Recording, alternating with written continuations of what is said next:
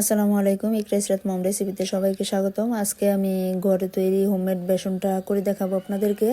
এই যে দেখেন, বেসনটা করার জন্য আমি সবগুলো উপকরণ নিয়ে নিয়েছি। আর উপকরণগুলো এখন বলে দিতেছি যে এখানে পোলার চাউলের খুদ, আমি কিন্তু পোলার চাউলটা নিইনি, পোলার চাউলের খুদরা নিয়েছি, কারণ পোলার চাউলের খুদরা কম দাম আর পোলার চাউলটা একটু বেশি দাম, সেজন্য পোলার চাউলটা একটু সাশ্রয়ের জন্য নিয়েছি পোলার চাউলের খুদরা।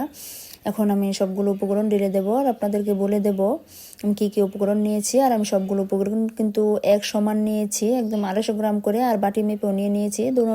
দুইটাই আপনাদেরকে দেখিয়ে দিতেছি আপনাদের সুবিধার্থে। এই যে দেখেন, আমি কিন্তু এখানে খেসারের ডালগুলো ঢেলে দিলাম আর ঢেলে দিলাম ছোলা বুটগুলা। আর এখন ঢেলে দিতেছি বুটের ডাল। তারপরে আমি এখানে সবগুলো ডেলে আপনাদেরকে উপকরণগুলো বলে দেব। এখানে দিয়ে দিতেছি মসুরের ডাল। আমি কিন্তু সবগুলো এক মাপের বাটি মেপে নিয়েছি, আবার এখানে আমি ওজন করেও নিয়েছি। সবগুলা আমার 250 গ্রাম করে। সবগুলো উপকরণ কিন্তু একই সমান নিতে হবে, কম বেশি নেওয়া যাবে না। এখন আমি আতপ চাউলগুলো ঢেলে দিতেছি। আতপ চাউলও আমার এখানে 250 গ্রামই আছে।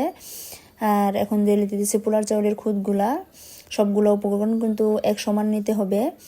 এখন আমি এগুলা মিশিয়ে নেব, মিশিয়ে তারপর ব্লেন্ড করে নেব। আর ভালো করে মিশিয়ে নিতে হবে, ভালো করে মিশিয়ে নিলে ধর ব্লেন্ডটা সুন্দর হবে। কারণ এখানে কিন্তু অনেকগুলো উপকরণ একটু শক্ত বেশি, অনেকগুলো উপকরণ একটু শক্তটা কম, সেজন্য এখানে মিশিয়ে নিলেই ভালো হবে। এই যে দেখেন, আমি কিন্তু মিশিয়ে নিতেছি, মিশিয়ে তারপর ব্লেন্ড করে নিব।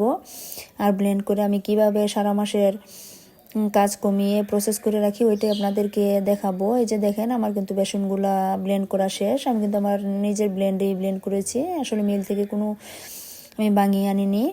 এই যে দেখেন, আমার বেসনগুলো কিন্তু খুবই মিহি হয়েছে আর আমার মেশিনটা আলহামদুলিল্লাহ ভালোই হয়েছে। এখানে আমার ব্লেন্ড করার পরে সব উপকরণ মিশিয়ে কিন্তু 2 কেজি হয়েছে। এই যে দেখেন, আমি কিন্তু ময়দাও মিশিয়ে দিতেছি। আমি ওই বাটি মেপে এক বাটি ময়দা মিশিয়ে নিতেছি, কারণ ময়দাটা মিশিয়ে নিলে আর কোনো ঝামেলা থাকে না। আর ময়দাটা হলে কিন্তু ওই যে চাউলের গুঁড়াগুলো দিয়েছি একটু ক্রিস্পি হবে, আর ময়দাটা দিলে একটু ফুলবে বেশি, সেজন্য একটু ময়দাটা দিলে ভালো। আর আপনাদের ঘরে যদি ময়দা না থাকে তাহলে আটাটাও দিতে পারেন, কোনো সমস্যা নেই। আমার ঘরে ময়দা ছিল, সেজন্য আমি ময়দাটাই দিয়ে দিয়েছি। এখন ময়দাটা একটু ভালো করে মিশিয়ে নিলাম। মিশিয়ে এখন আমি একটা থালি নিয়ে নেব, থালি নিয়ে এই বেসনগুলো হাফ করে নেব। এই যে দেখেন, থালিটা নিয়ে নিয়েছি, এখন হাফ করে নিতেছি। হাফ করে এখানে আমি সব মশলা মিশিয়ে দেব। আমি কিন্তু সব সময় এই প্রসেসেই বেসনগুলো রাখি, তাহলে আমার রমজান মাসে এত ঝামেলা হয় না। আমি কিন্তু হাফগুলা নিয়ে নিয়েছি, নিয়ে দেখেন এখন সব মশলা আমি এটার সাথে মিশিয়ে নেব। আর মিশিয়ে নিলে কিন্তু কোনো সমস্যা হয় না, এমনিতেই ভালো থাকে। আর এগুলো যেহেতু গুঁড়া মশলা তো এমনিতেই অনেক দিন খাওয়া হয়, কোনো কিছু হয় না, সেজন্য কোনো নষ্ট হওয়ার কোনো চান্স নেই। এখন আমি 2 চামচ হলুদের গুঁড়া দিয়ে দিলাম আর 3 চামচ মরিচের গুঁড়া দিয়ে দিলাম। মরিচের গুঁড়াটা আমি 1 চামচ বেশি দিয়েছি, কারণ ইফতারি টাইপের খাবারগুলো কিন্তু একটু হালকা জাল জাল হলেই ভালো লাগে। আর আপনারা জালটা কম খেলে কম দিবেন, কোনো সমস্যা নেই। এখন আমি ধনিয়া গুঁড়া 2 চামচ দিয়ে দিয়েছি আর 2 চামচ লবণ দিয়ে দিয়েছি। আর আমি সব মশলাগুলো কিন্তু আলাদা আলাদাভাবে নিতেছি আপনাদেরকে বোঝানোর সুবিধার্থে। এখন দিয়ে দিতেছি জিরে গুঁড়া, আর জিরে গুঁড়াটাও আমি 2 চামচ দিয়ে দিলাম। এখন আমি এখানে ম্যাগি মশলা দিয়ে দেবো। এই যে দেখেন, আমি 3 প্যাকেট ম্যাগি মশলা, 1 কেজির জন্য 3 প্যাকেট ম্যাগি মশলা নিয়েছি। 3 প্যাকেট ম্যাগি মশলা আমি এখানে প্যাকেটগুলা ছিঁড়ে তারপর এই মেজারমেন্ট কাপটাতে নিয়ে নিয়েছি। আর এখন দিয়ে দিতেছি হাফ চামচ গরম মশলা গুঁড়া। গরম মশলা গুঁড়াটা আপনাদের ভালো না লাগলে না দিলেও পারেন, কোনো সমস্যা নেই। এখন আমি মিশিয়ে নিতেছি, আর চামচ দিয়ে মিশালে ভালো, কারণ আমরা এখানে কিন্তু লবণ ব্যবহার করেছি, সেজন্য হাত দিয়ে মেশানোর থেকে চামচ দিয়ে মেশানোটাই বেটার হবে। সেজন্য আমি চামচ দিয়ে মিশিয়ে নিতেছি। চামচ দিয়ে একটু ভালো করে মিশিয়ে তারপর আমি এটা বয়মে রেখে দেব। আর এটা কিন্তু আর কোনো দরা ছোঁয়া লাগবে না। রমজান মাসের কাজ কিন্তু অনেকটাই কমে যায় এইভাবে মিশিয়ে নিলে, আর আমি সবসময় এইভাবে মিশিয়ে নিই। এই যে দেখেন, আমি কিন্তু ভালো করে মিশিয়ে নিতেছি। আর আমার থালিটা একটু ছোট হয়ে গেছে, সেজন্য মেশানোটা একটু সমস্যা হইতেছে, সেজন্য আমি আস্তে আস্তে মিশিয়ে নিতেছি। আর আপনারা যারা আমার চ্যানেলটা সাবস্ক্রাইব করেছেন সবাইকে অসংখ্য অসংখ্য ধন্যবাদ। যারা সাবস্ক্রাইব করেনি প্লিজ সাবস্ক্রাইব করে দিবেন, লাইক করবেন, শেয়ার করবেন।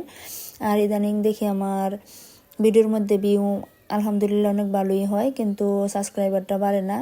আপনারা যারা আমার ভিডিওগুলো ভালো লাগে প্লিজ চ্যানেলটা সাবস্ক্রাইব করে রাখবেন, তাহলে আমি ভিডিও আপলোড করার সাথে সাথে আপনাদের কাছে পৌঁছে যাবে। আপনারা নোটিফিকেশনটা অন করে রাখবেন।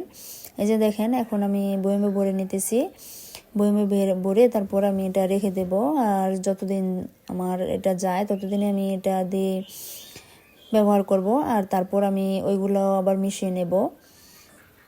যে দেখেন আমি কিন্তু বয়মে ভরে নিতেছি। আর আমি হাত লাগাইনি, কারণ হাতটা না লাগিয়ে মেশালে এবং রাখলেই ভালো হয়। যে দেখেন আমার এখানে 2 বয়ম হয়েছে। এই 2 বয়ম আমার মোটামুটি অনেক দিনই চলে যাবে। আপনারাও কিন্তু চাইলে এইভাবে প্রসেস করে নিতে পারেন। যে দেখেন আমি কিন্তু একদম রমজান মাসের ঝামেলা কমিয়ে ফেললাম। আপনারাও এইভাবে কমিয়ে নিতে পারেন, সেজন্য আপনাদের সাথে আমি রেসিপিটা শেয়ার করেছি।